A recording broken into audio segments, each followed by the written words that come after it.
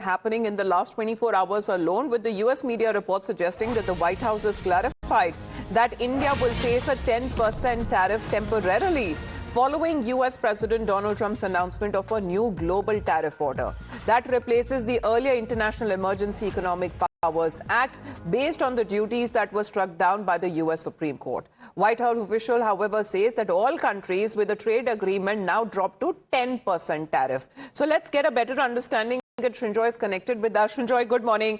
The interim trade agreement between India and US, which is likely to be signed in March and operationalized in April, under that proposed agreement, the US had announced that it will reduce the reciprocal tariffs on Indian goods from 25% to 18%. It has already removed the 25% punitive tariffs imposed on India on the purchase of Russian crude oil. So what do we understand as far as the current tariff stand on India is concerned? Does it now stand at 10%?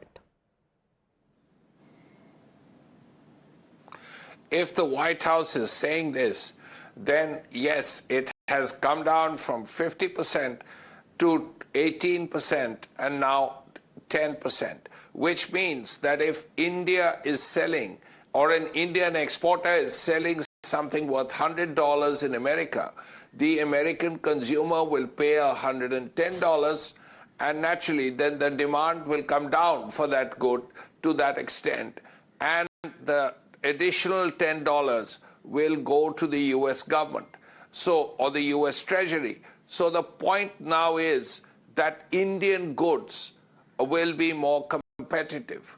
But the other point is, if it's 10% tariff for everybody, that means that all goods that go to America will be at the same level of tariff. So whether it's if India is exporting, let's say, textiles to America, then the Indian product will face the same tariff as Bangladesh's textile exports or Vietnam's textile exports or anybody's. So that's a very clear point that is being made, first by the Supreme Court by striking down the tariff regime of President Trump, and then President Trump announcing a new tariff, a flat tax tariff of 10%. So it's a little complicated. We need to hear what the Indian government has to say on it. So far, there hasn't been anything from the Indian government. But the Americans are saying that, well, initially your tariff was 25%. Then we raised it to 50% because you were buying Russian oil. Then it came down because of the FTA, the free trade deal, to 18%. Now it is 10%. It is important to see what the Indian government has to say about it. And then, of course, if it is actually 10%, it's a welcome step. But what about the other statement where President Trump said, Srinjoy, that there will be no change to the India-US trade deal despite the Supreme Court of the United States striking down his earlier reciprocal tariffs? President Trump says that at his request, India pulled way back from buying Russian oil, adding that the ruling will not affect the trade deal announced earlier this month. He also spoke about his great relationship that he shares with Prime Minister Modi. Well, again, with President Trump, you hear different things at different times. But here, there are two different narratives at play. President Trump is saying the FTA remains, which, broadly speaking, is correct. FTA remains, but it's the tariff rate. The tariff rate, the White House says, has gone down from 18 to 10. Now, if that is so, then this is something India will welcome. Indian exporters will welcome, because their goods in America to the American consumer will be cheaper. All right. Well, all of these developments that are now coming in as far as his statement is concerned, where Donald Trump was angered by the ruling announced with the new 10% global tariff under a different legal position, but he has been insisting that the India-US arrangement, however, remains intact. As Srinjoy continues to be with us, we also talk about another angle where President Trump has now hit out at his own country's Supreme Court after it struck down his reciprocal tariff framework. calling the verdict to be disappointing and misguided. Now, Trump praised the dissenting justices, alleging that the majority ruling was influenced by politics and warning that rival nations were celebrating the decision. Now, doubling down on his trade stance, as Donald Trump has now defended the tariffs as a tool linked to national security and economic leverage. The U.S. president has now vowed to pursue alternative measures to sustain tariff pressure, signaling that his administration's protectionist push is far from over. The Supreme Court's ruling on tariffs is deeply disappointing, and I'm ashamed of certain members of the court, absolutely ashamed, for not having the courage to do what's right for our country. I'd like to thank and congratulate Justices Thomas, Alito, and Kavanaugh for their strength and wisdom and love of our country, which is right now very proud of those justices. When you read the dissenting opinions, there's no way that anyone can argue against them. There's no way. Foreign countries that have been ripping us off for years are ecstatic. They're so happy. Others think they're being politically correct, which has happened before far too often with certain members of this court, and it's happened so often with this court. What a shame. Having to do with voting in particular, when in fact they're just being fools and lapdogs for the rhinos and the radical left Democrats, and not that this should have anything at all to do with it. They're very unpatriotic and disloyal to our Constitution. It's my opinion that the court has been swayed by foreign interests and a political movement that is far smaller than people would ever think.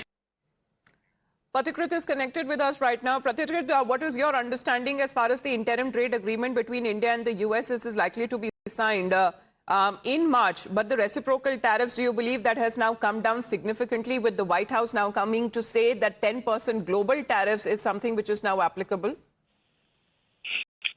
So 18% tariff was on certain commodities, and on many other commodities it was already around 0%. So frankly speaking, it is now literally a joke what's going on. Absolutely nobody has any idea what would happen 5 months down the line. The reason is, under the specific act on which Donald Trump is imposing 10% tariff now, the validity of that is 150 days. So 150 days later, he would either have to reimpose something like 10% or something else.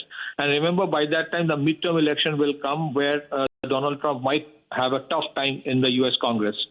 So the Supreme Court has made it very clear that the International Emergency Economic Powers Act cannot be used by Trump to impose these arbitrary tariffs, which have been literally weaponized.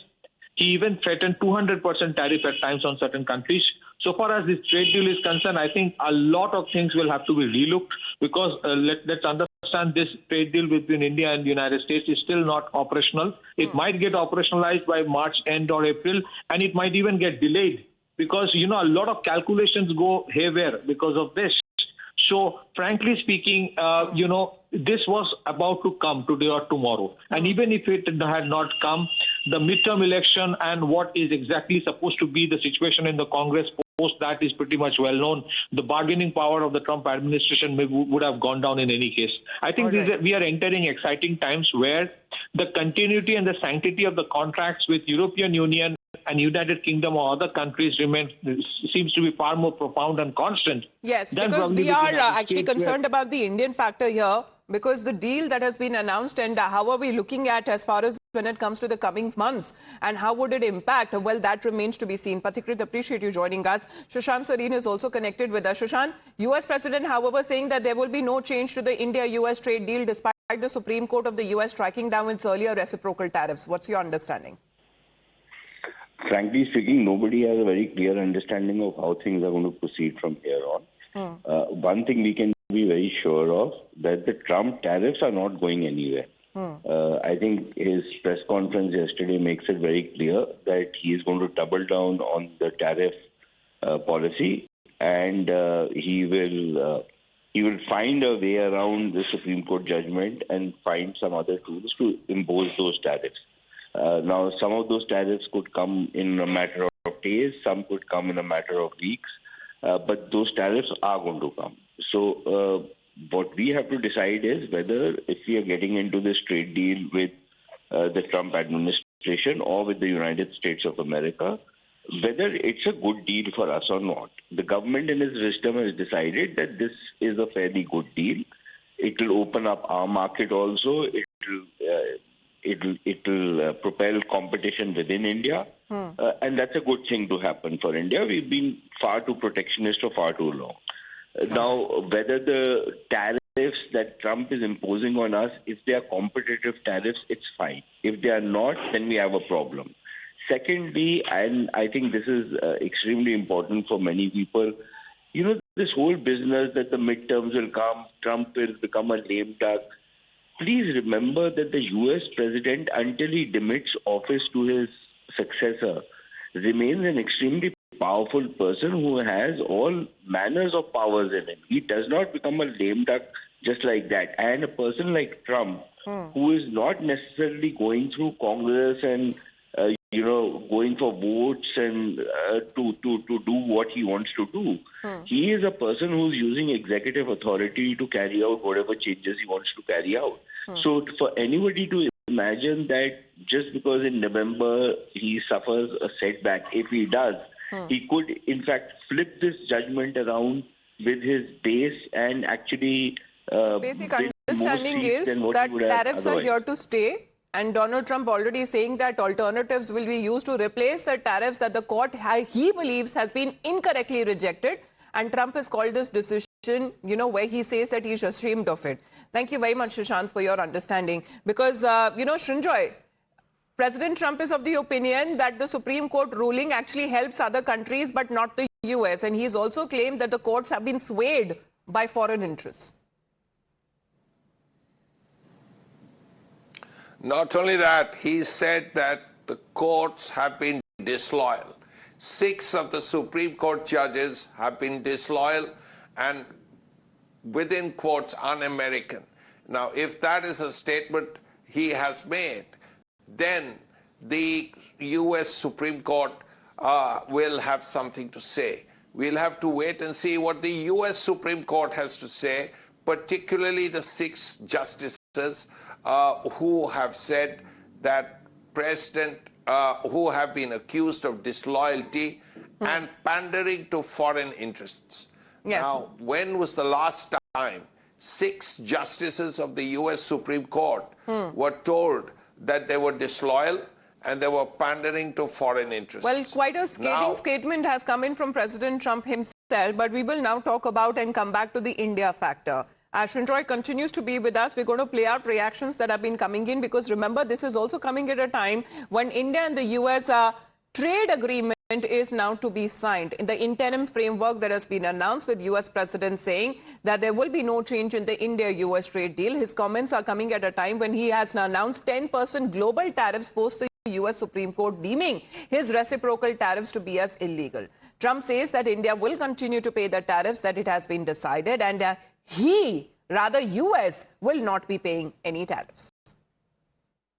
My relationship with India is fantastic, and we're doing trade with India. India pulled out of Russia. India was getting its oil from Russia, right? And they pull way back at my request because we want to settle that horrible war where 25,000 people are dying every month. And my relationship with Prime Minister Modi is, I would say, great. I also stopped a war between India and Pakistan, as you know. There were 10 planes we shot down. That war was going and probably going nuclear. And just yesterday, the Prime Minister of Pakistan said President Trump saved 35 million lives by getting them to stop. And I did it largely with tariffs. I said, look, you're going to fight, that's fine, but you're not going to do business with the United States, and you're going to pay a 200% tariff, each country. And they called up and they said, we have made peace. They'll be paying tariffs, and we will not be paying tariffs. Our deal with India is they pay tariffs. This is a reversal from what it used to be, as you know. India, and I think, Prime Minister Modi is a great gentleman, a great man, actually, but he was much smarter than the people that he was against in terms of the United States. He was ripping us off in India. So we made a deal with India, and it's a fair deal now, and we are not paying tariffs to them, and they are paying tariffs. We did a little flip. Well, Donald Trump again stressing his bond with Prime Minister Modi and is calling it as a great relationship, and then also went on to repeat the claim that he stopped the war between India and Pakistan last summer using tariffs. But this is coming across as a rebuke to President Trump's trade war, as the Supreme Court of the US has now ruled that his tariffs on imports worldwide violate the federal law. Now, this is a 6-3 decision that has been announced, and the court held that the tariffs exceeded the scope of the law. Let's take you through as far as the observations of the Supreme Court ruling is concerned, because this is coming across as a setback, but Donald Trump says that he will find a way out. Now it says that the government reads IEEPA that gives power unilaterally when it comes to imposing tariffs. Now, they mean to say that it represents when it comes to the expansion of the president's authority on the tariff policy. The observation points out saying that no president has invoked IEEPA statute to impose tariffs. Now, they believe that IEEPA does not authorize the president to impose the tariffs, and the president has gone beyond when it comes to the law. The court also says that nothing about whether the government should return money, and these seems to be the observation that has now come across from the Supreme Court of the United States, striking down President Trump's tariff plans. Now, when we speak of